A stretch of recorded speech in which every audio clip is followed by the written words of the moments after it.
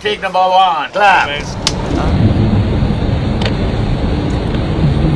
Now the request I have the maximum speed that you can run here. Okay. Shots of air. Action. तो finally दोस्तों, अब तक तो आपने ऋषभ शेट्टी और रुक्मिणी वसंत की न्यू मूवी कांतारा को तो देख ही चुके होंगे। और अगर आपने अभी तक इसे नहीं देखा है और अगर आपको तुम्बाड़, असुरन और द विलेज जैसी फिल्में देखना पसंद है तो आपको ये मूवी एक बार जरूर देखना चाहिए, क्योंकि ये मूवी भी आपको वही सेम थिंग फीलिंग करवाएगी जो आपको इन सब फिल्मों को देखते टाइम हुआ था, जिसमें आपको ना तो बॉलीवुड की तरह कोई वल्गर आइटम सॉन्ग देखने को मिलेगा और ना ही कोई पब्लिसिटी। इसमें आपको जस्ट प्योर सिनेमा देखने को मिलेगा with excellence performance.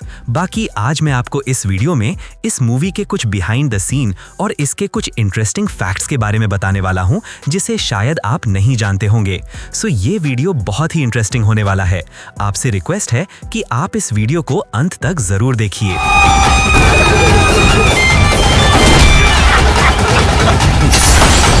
Kantara chapter 1 इस साल की सबसे बेस्ट मिथोलॉजिकल एक्शन ड्रामा वाली फिल्म है, जिसकी प्रिंसिपल फोटोग्राफी को नवंबर 2023 में एक पूजा सेरेमनी के साथ पूरे क्रू मेंबर की प्रेजेंस में स्टार्ट किया गया था, जैसा कि आप ऋषभ शेट्टी और उनकी वाइफ को पूजा करते हुए देख सकते हैं।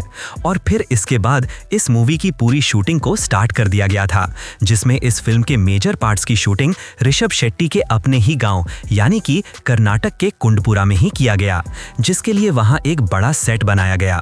और इसके लिए सबसे पहले कांतारा की दुनिया का स्केच तैयार किया गया और फिर इस स्केच को रियल लाइफ में कन्वर्ट करने के लिए 600 से भी ज्यादा कारपेंटर्स, वर्कर्स और गांव के लोगों ने दिन रात एक कर दिया और इस आलीशान कांतारा की दुनिया को टोटल 25 एकड़ की जमीन में तैयार किया गया था। और फिर सेट तैयार होने के बाद यहाँ के सारे सीन्स को कुछ इस तरह से शूट किया गया था, जैसा कि आप यहाँ पे देख सकते हैं। वैसे तो इस मूवी की शूटिंग को ऑन टाइम कंप्लीट कर लिया गया था, पर अगर इसके शूटिंग के सेट्स कहीं और बनाए गए होते तो ये मूवी हमें बहुत पहले ही देखने को मिल जाता, क्योंकि इसके शूटिंग सेट्स को ऐसी जगह बनाया गया था जहां पहुंचना मेकर्स के लिए बहुत बड़ा चैलेंज था और बरसात के कारण रास्ते कीचड़ से भरे थे। व्हीकल आना तो बहुत दूर की बात थी, इंसानों का चलना भी बहुत मुश्किल था। हर दिन क्रू मेंबर के लिए कॉस्ट्यूम, कपड़े और खाने का सामान ले जाना किसी चैलेंज से कम नहीं था। और फिर एक दिन क्रू मेंबर की बस का एक्सीडेंट हो जाता है, जिसमें लगभग 20 लोग थे और उनमें से 6 लोग घायल हो गए थे, जिसकी वजह से फिल्म की शूटिंग को बीच में ही रोक देना पड़ा था। और फिर इसके बाद जनवरी 2025 में इस मूवी के जंगल वाले पार्ट की शूटिंग को स्टार्ट किया गया था, जैसा कि आप यहाँ पे इसके जंगल वाले सीन की शूटिंग को होते हुए देख सकते हैं, जिसके लिए मेकर्स को 50,000 का फाइन भी देना पड़ गया था, क्योंकि उन्होंने शूटिंग में यूज होने वाले डंपिंग मटेरियल को गलती से वहीं जंगल में ही छोड़ आए थे। और लास्ट में इसके ग्रैंड वॉर सीक्वेंस को टोटल 500 स्किल्ड फाइटर्स और 3000 से भी ज्यादा आदमियों के साथ शूट किया गया था। और इस क्लाइमैक्स वाले वॉर सीक्वेंस को ही शूट करने में टोटल 50 दिन लग गए थे, जैसा कि आप यहाँ पे ऋषभ शेट्टी को इस सीन को डायरेक्ट करते हुए देख सकते हैं। और जैसा कि आप सब जानते ही होंगे कि अधिकतर फिल्मों में लीड एक्टर के एक्शन सीक्वेंस को एक्टर के बॉडी डबल से शूट कराया जाता है, पर इस मूवी में किसी भी बॉडी डबल का यूज नहीं किया गया है। इस फिल्म के सारे एक्शन सीक्वेंस को ऋषभ शेट्टी ने खुद किया है, जैसा कि आप यहाँ पे देख सकते हैं, जिसके लिए इन्होंने खुद horse riding, Indian martial arts और तलवारबाजी भी सीखे थे। और अब आप यहाँ पे उस सीन को शूट होता हुआ देख सकते हैं, जिसमें पहली बार बेर में यानी कि ऋषभ शेट्टी बांग्रा में आता है और वहां के सैनिकों के द्वारा बंदी बना लिया जाता है और फिर उसे कुछ इस तरह से टॉर्चर किया जाता है। अगर आपने इस मूवी को देखा है तो आपने इसका ये वाला सीन तो जरूर देखा होगा, जिसमें बेर में यानी कि ऋषभ शेट्टी कुएं के अंदर जाते हैं अपनी शक्तियों को पाने के लिए। तब हमें वहां पे एक ब्रह्म राक्षस देखने को मिलता है और इसे देखने के बाद बहुत सारे लोग कंफ्यूज हैं कि ये ब्रह्म राक्षस है कौन और इसे क्यों दिखाया गया है। तो इसका जवाब हमें इस फिल्म के स्टार्टिंग में ही दे दिया गया था, जिसे शायद आपने ध्यान नहीं दिया होगा। जब एक सैनिक बेर में और उसके साथियों को बांग्रा लेके जा रहा होता है तो वो रास्ते में उनसे पूछता है कि ब्रह्म राक्षस राक्षस कौन है, तब ऋषभ शेट्टी यानी बेर में उसे बताता है कि बहुत समय पहले एक राजा था जिसे अपने काम करने के लिए कोई आदमी नहीं मिल रहा था। तब वो घोर तपस्या करता है और तभी ऋषि मुनि प्रकट होते हैं और उसे एक इंसान देते हैं और उसे ये कहते हैं कि तुम इससे अपने सारे काम करवाना, लेकिन इसे कभी भी खाली नहीं बैठने देना। और राजा सेम ऐसा ही करता है। राजा उससे अपने सारे काम करवाता है, लेकिन एक दिन वो राजा को ही खाने वाला था क्योंकि उसके सारे काम खत्म हो चुके थे। और तभी राजा की जान बचाने के लिए रानी अपने एक घुंघराले बाल को तोड़कर उसे सीधा करने को दे देती है, जिसे वो आज भी सीधा करने की कोशिश करता आ रहा है, जैसा कि आप यहाँ पे देख सकते हैं। आपने इस मूवी का रेबल सॉन्ग को तो जरूर सुना होगा, जो इस समय सोशल मीडिया पे काफी ज्यादा वायरल हो रहा है, जिसे बॉलीवुड के फेमस सिंगर दिलजीत दोसांझ ने गाया है, जो कि पंजाबी म्यूजिक इंडस्ट्री से बिलोंग करते हैं। उनके इस गाने वाले पार्ट की शूटिंग कुछ इस तरह से किया गया था, जैसा कि आप देख सकते हैं।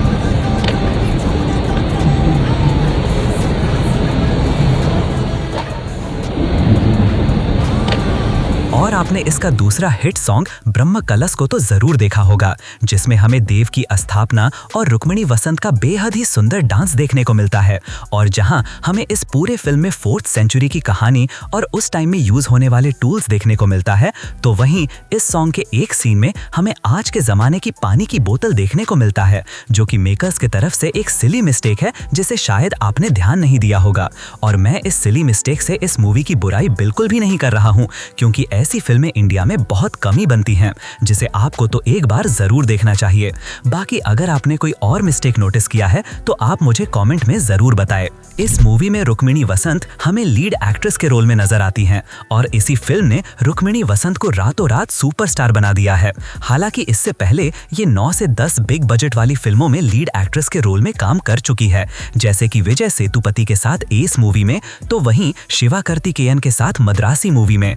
पर इन्हें रियल फेम कांतारा मूवी से मिली, जो ये डिजर्व करती थी, और अब ये इस फिल्म के कारण नेशनल क्रश भी बन चुकी हैं। इस फिल्म में हमें ये बेहद ही ब्यूटीफुल लुक में नजर आती है, स्पेशली ये वाला सीन। पर जितना इजी इनका ये रोल नजर आता है, असल में ये रोल उतना आसान नहीं था। इन्हें इस रोल के लिए काफी मुश्किलों का भी सामना करना पड़ा था, क्योंकि इस मूवी में रुक्मिणी वसंत को दोनों हाथों में सोने का कड़ा पहने हुए दिखाया गया है, जो कि एक्चुअल में बहुत टाइट था, और इसकी वजह से इनके दोनों हाथ पर कड़े का निशान भी बन गया था। और ये निशान इतना गहरा था कि इस निशान को आप इस मूवी के प्रमोशन करते टाइम भी रुक्मिणी वसंत के हाथों में देख सकते हैं। और अब ये बहुत कम ही टाइम में मोस्ट वांटेड एक्ट्रेस बन चुकी हैं। हर फिल्म मेकर्स इन्हें अपनी फिल्म में कास्ट करना चाहते हैं, और इसीलिए ये अब KGF स्टार यश की आने वाली अगली फिल्म टॉक्सिक में भी नजर आने वाली हैं। और यही नहीं, ये जूनियर NTR के आने वाली अगली फिल्म में भी नजर आने वाली है, जिसका टाइटल ड्रैगन बताया जा रहा है। और इस फिल्म को वो ही डायरेक्ट कर रहे हैं जिन्होंने सालार और KGF जैसी सुपरहिट मूवी बना चुके हैं, यानी कि प्रशांत नील। क्या आप भी इनके फैन हो? आप मुझे कमेंट में जरूर बताएं। कांतारा मूवी ने ना सिर्फ रुक्मिणी वसंत को बल्कि ऋषभ शेट्टी को भी रातों रात सुपरस्टार और पैन इंडिया स्टार बना दिया है, और इसी मूवी के कारण इन्हें पूरे इंडिया के लोग जानने लगे हैं। पर क्या आप जानते हैं कि ऋषभ शेट्टी का ओरिजिनल नाम क्या था और इन्होंने उस नाम को चेंज क्यों किया? इनका ओरिजिनल नाम प्रशांत शेट्टी था, और जब ये शुरुआती संघर्ष कर रहे थे तब उनके पिता ने उन्हें अपना नाम चेंज करने का सुझाव दिया, जो कि एक ज्योतिषी थे, और इसके बाद ही इन्होंने अपना नाम प्रशांत शेट्टी से ऋषभ शेट्टी कर लिया था। जैसा कि हम जानते हैं कि इस मूवी में हमें 4th सेंचुरी की कहानी को दिखाया गया है कि उस जमाने में लोग किस टाइप के घरों में रहते थे, कैसे कपड़े पहनते थे, और इसके लिए ऋषभ शेट्टी की वाइफ यानी कि प्रगति शेट्टी ने काफी मेहनत की है, क्योंकि ये इस मूवी की कॉस्ट्यूम डिजाइनर थी, और जो भी कपड़े हमें इस फिल्म के कैरेक्टर को पहने हुए दिखाया गया है, इन्होंने ही डिजाइन किया है। कुछ लोग ऐसे होते हैं जो किसी फिल्म में थोड़े समय के लिए ही आते हैं और ये अपना इम्पैक्ट डालकर दुनिया से चले जाते हैं, और सेम यही काम राकेश पुजारी ने किया था, जिन्होंने कांतारा जैसी डार्क मिस्टीरियस मूवी में भी कॉमेडी और पॉजिटिव एनर्जी डाल दी थी। और आप इन्हें स्क्रीन पर देख के हंसे जरूर होंगे, पर आप ये जानकर चौंक जाएंगे कि इस मूवी के रिलीज होने से 1 महीने पहले ही इनकी कार्डियक अरेस्ट से डेथ हो चुकी है। इस मूवी का टोटल बजट 125 करोड़ रुपए बताया जा रहा है और इस मूवी ने अब तक इतने रिकॉर्ड तोड़ दिए हैं कि अब इसका कंपटीशन किसी बॉलीवुड की मूवी से नहीं बल्कि हॉलीवुड से हो रहा है। और इस मूवी ने अब तक टोटल 760 करोड़ की कमाई करके कई सारे फिल्मों का रिकॉर्ड तोड़ दिया है। और जिस तरह का थिएटर रिएक्शन हमें आहान पांडे और अनीता की फिल्म सैयारा के टाइम देखने को मिला था, ठीक उसी तरह का थिएटर रिएक्शन हमें इस मूवी के टाइम में भी देखने को मिल रहा है, जैसा कि आप यहाँ पे देख सकते हैं।